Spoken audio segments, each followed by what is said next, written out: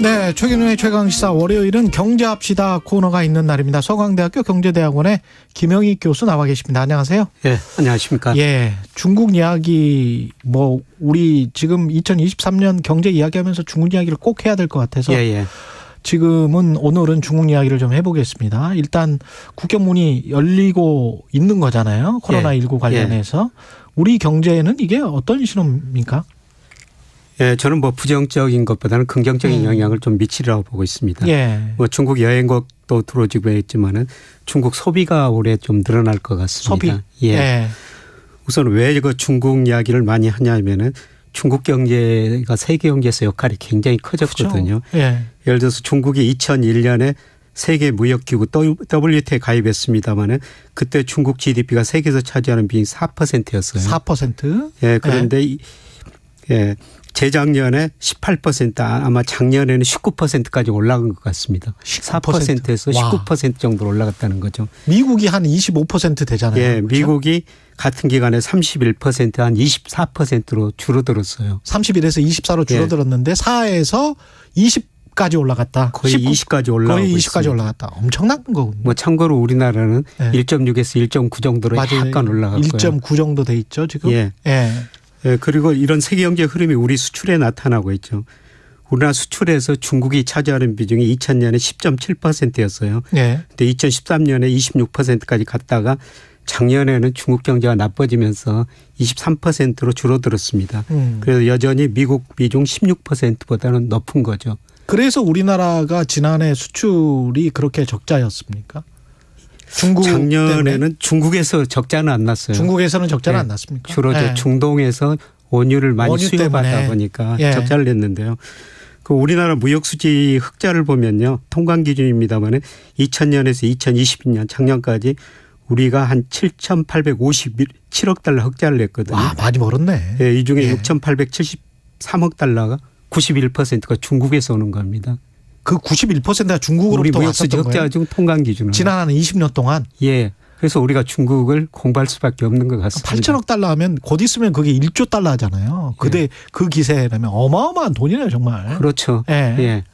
근데 그중에서 91% 정도를 중국으로부터. 통관 기준 수출 무역 수지 기준으로요. 근데 지금 지난번에 2015년 16년에 그 사드 이후에 한한령 있었고 중국 관광객들이 방한을 거부했었고 지금 PCR 검사하면서 우리가 방역을 좀 강화했는데 우리뿐만 그런 게 아니고 이제 미국, 유럽 다 그런 건데 중국 관영 매체들이랄지 중국의 웨이보라고 하나요? 그 트위터 비슷한 거 그런 거에서 좀 반발이 좀 심하더라고요.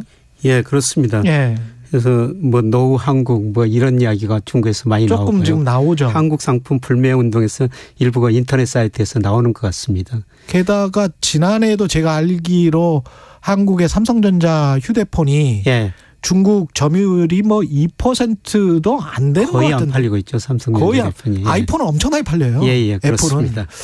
그래서 지금 좀 걱정이 되긴 합니다. 현대차도 사실 위상이 굉장히 낮아졌고. 중국에서는 위상이 굉장히 낮아졌는데요. 그런데 가령 2016년 한한령이라고 그러죠. 그렇죠. 그때는 미군 주한미군이 샤드를 우리나라에 설치했었죠. 그랬었죠. 그 때문에 중국이 우리나라 금한연이라고 그래가지고 우리나라가 제정한 콘텐츠 우리나라 연예인들이 출연하는 광고 다 금지했지 않습니까? 맞아요. 그리고 일부 상품도 불매 운동을 벌였었어요. 그때 우리나라 대중 수출이 2016년에 9.3%나 줄어들었습니다. 작년에 수출이 4.4% 감소했으니까요. 작년보다 2016년 영향이 훨씬 더 컸던 것이죠. 그런데 그런 일이 올해 다시 벌어질 것인가. 올해는 제가 생각에는 이 정도까지는 중국이 공식적으로 가지는 않을 것 같습니다. 그런 상황도 사실은 아니고. 그 정도 상황은 아닐 것 같습니다.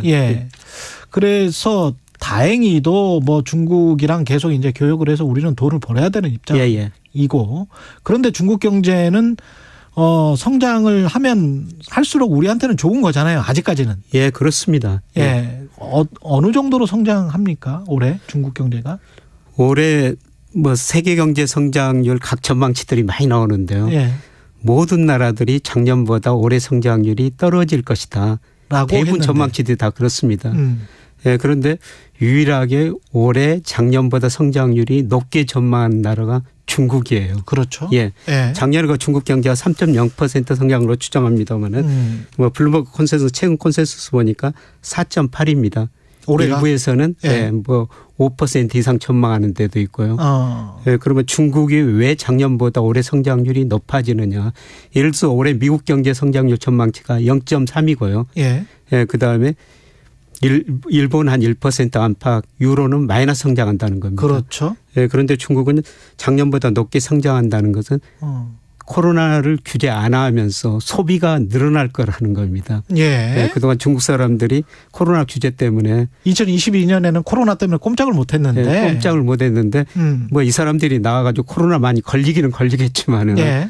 소비를 할 수가 있다는 거죠. 소비를 할 수 있을 것이다. 예, 그래서 올해 중국 소비가 증가하면서 중국 경제 성장률이 유일하게 큰 나라 중에서 혼자서 경제 성장률이 높아질 것이다. 높아질 것이다. 이게 대부분 경제 전망입니다. 미국의 경제지 월스트리트저널이나 이쪽은 뭐 월스트리트저널은 논조가 중국에 관해서는 이제 부정부패, 예. 분식회계 뭐 이런 걸 굉장히 강조하는 예. 경제지라는 걸 먼저 알아두시고 그럼에도 불구하고 중국의 지방 정부가 한 40% 정도 예. 지금 저 세원이 부동산 개발 예. 이쪽으로부터 나오는데 예. 이게 계속 지금 부동산 경기가 안 좋아서 예. 그쪽으로부터 좀 타격을 입을 것이다. 그런 보도를 계속 내놓더라고요. 예, 그렇습니다. 예. 중국의 문제는 부동산 개발뿐만 아니라 기업 부채가 너무 높다는 겁니다. 2008년 미국에서 글로벌 금융위기 갔지 않습니까? 예. 그래서 2009년에 전 세계 경제가 마이너스 성장했어요. 그런데 중국 경제는 2009년에 9%, 2010년에 10%나 성장합니다.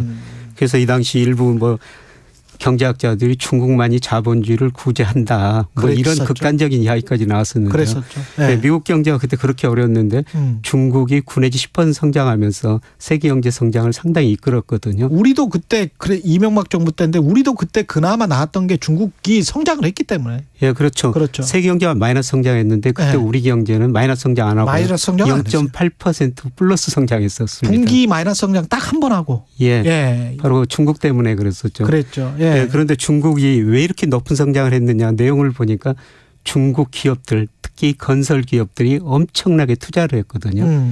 이 투자가 GDP에서 차지하는 비중이 그 당시 세계 평균이 한 22%였어요. 예. 그런데 중국은 45% 한때 47%까지 올라와 버렸거든요. 그랬군요. 이렇게 투자해 가지고 9 내지 10% 성장했다는 거예요. 계속 성장을 했단 말이죠. 예. 예.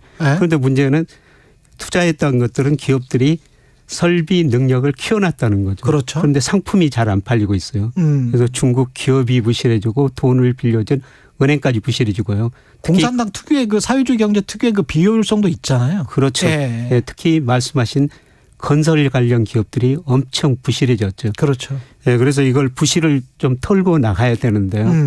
우리는 예를 들어서 97년 IMF의 그 경제위기 때 IMF 처방에 따라 정말 빠른 구조조정을 했거든요. 예, 중국은 스스로 구조조정을 하기 때문에 구조조정 속도가 아주 느립니다.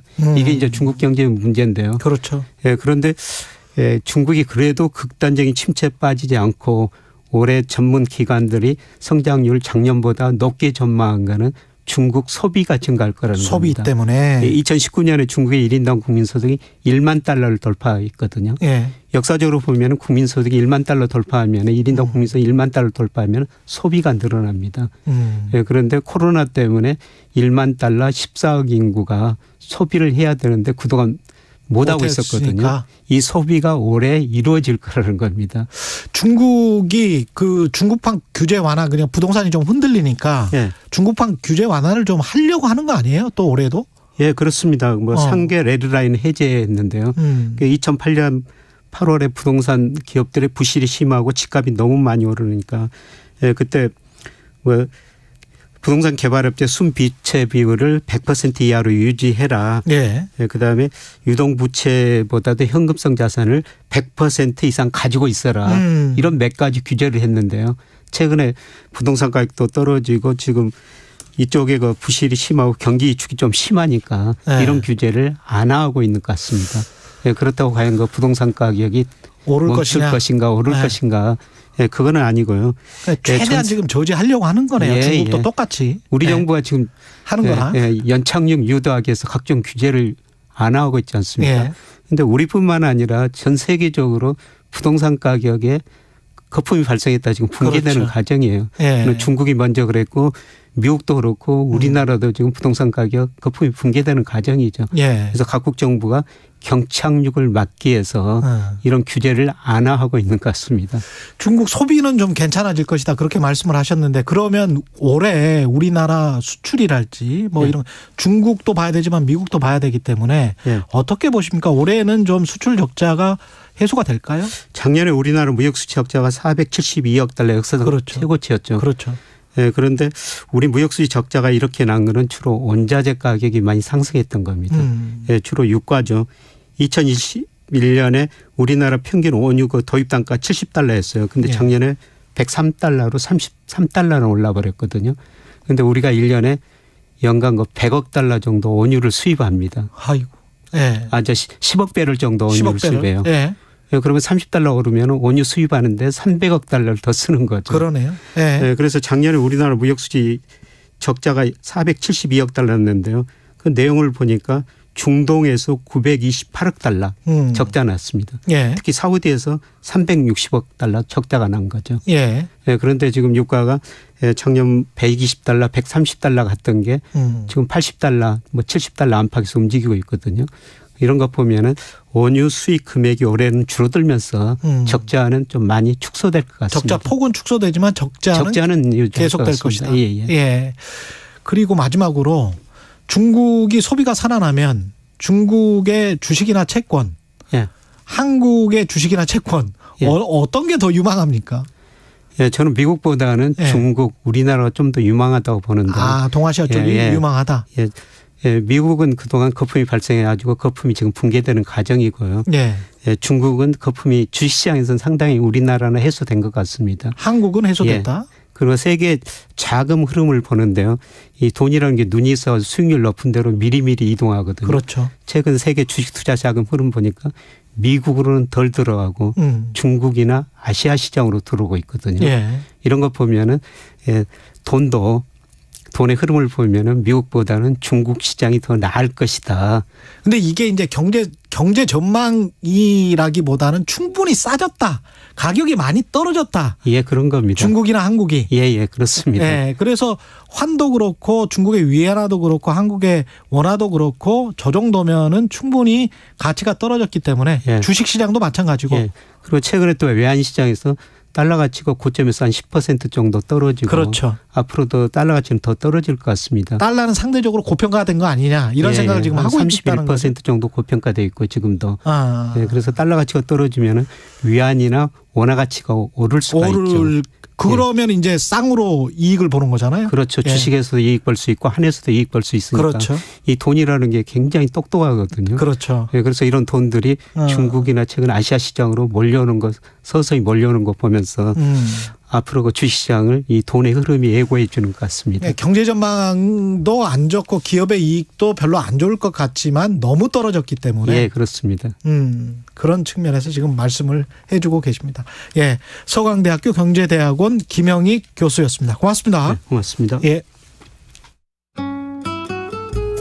주말에 이어서 오늘도 미세먼지가 기승을 부리고 있습니다. 한 주간 예년보다 온화한 날씨